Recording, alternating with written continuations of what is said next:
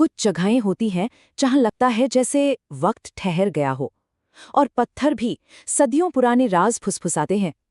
राजस्थान के रेगिस्तान के बीच एक ऐसी ही जगह है जो आज भी एक गहरे स्या अभिशाप के साए में जी रही है। एक ऐसा शहर जिसे इतना शापित माना जाता है कि आज भी हमारी सरकार ये चेतावनी देती है। ये कहानी है भानगढ़ किले की, भारत के सबसे भूतहा कहे जाने वाले शहर की।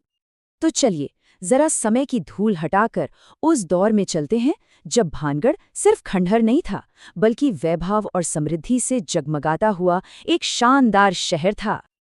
देखिए, इस शहर की नींव राजा माधो सिंह ने रखी थी, वो भी एक स्थानीय साधु के आशीर्वाद से। लेकिन उस आशीर्वाद के साथ एक शर्त भी जुड़ी थी, एक ऐसी चेतावनी जिसे किसी ने गंभीरता से नहीं लिया।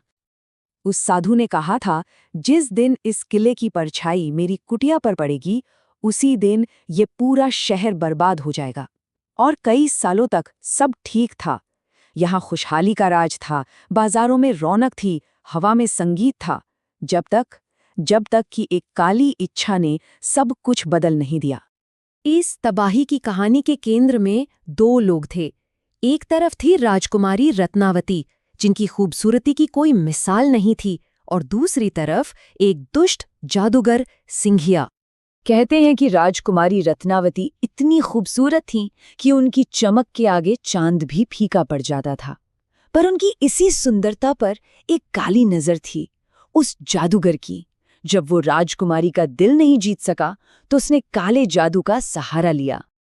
उसने एक तेल पर एक प्रेम मंत्र फूंका ताकि राजकुमारी हमेशा के लिए उसकी हो जाए।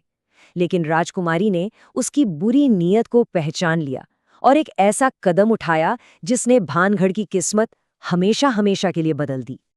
राजकुमारी ने उस अभिमंत्रित तेल की शीशी को जमीन पर फेंक दिया, और बस इसी एक पल के साथ उस श्राप की शुरुआत हुई जिसने भानगढ़ को हमेशा के लिए बदल कर रख दिया।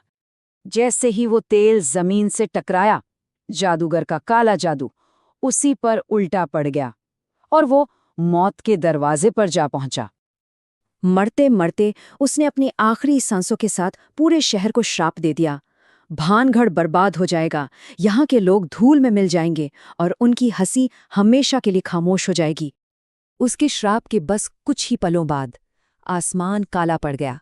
एक ऐसा भयानक तूफान आया जैसा किसी ने कभी नहीं देखा था।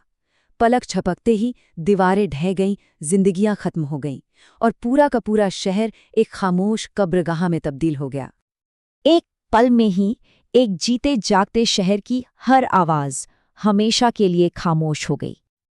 आज सदियों बाद भी भानगढ़ उसी भयानक खामोशी में डूबा हुआ है, एक ऐसी चुप्पी जो उस श्राप की कहानी आज भी सुनाती है।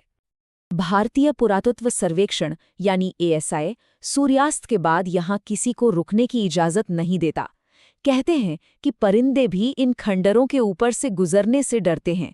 आसपास के लोग रात में किले से आती अजीबोगरीब आवाज़ों की कहानियां सुनाते हैं। शायद ये उन्हीं आत्माओं की सिसकियां हैं जो आज भी वहां भटक रही हैं। तो क्या ये सब सिर्फ एक अंधविश्वास है, एक कहानी है, या फिर वाकई भानगढ़ की आत्माएं आज भी उस रेगिस्तान की चांदनी में शांति की तलाश कर रही हैं? भानगढ़ सिर्फ पत्थरों और खंडहरों का ढेर नहीं है, ये इस बात की याद दिलाता है कि दुनिया की सबसे मजबूत दीवारें भी किस्मत और जुनून के आगे नहीं टिक सकतीं।